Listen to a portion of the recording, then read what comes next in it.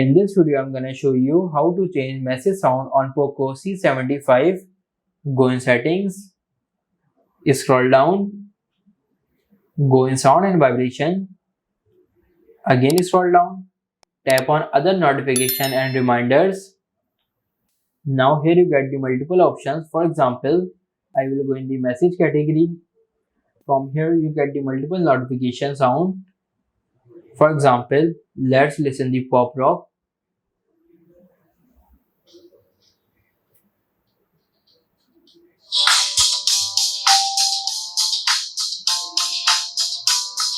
Let's listen the happy piano.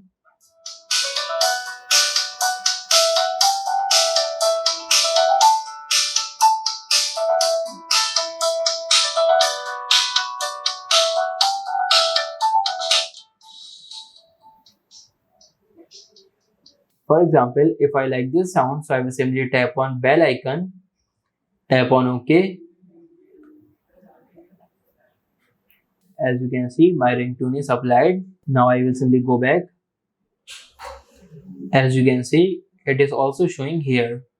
So this is how you can change message sound on Poco C75. If this video helps you, like this video and subscribe the channel.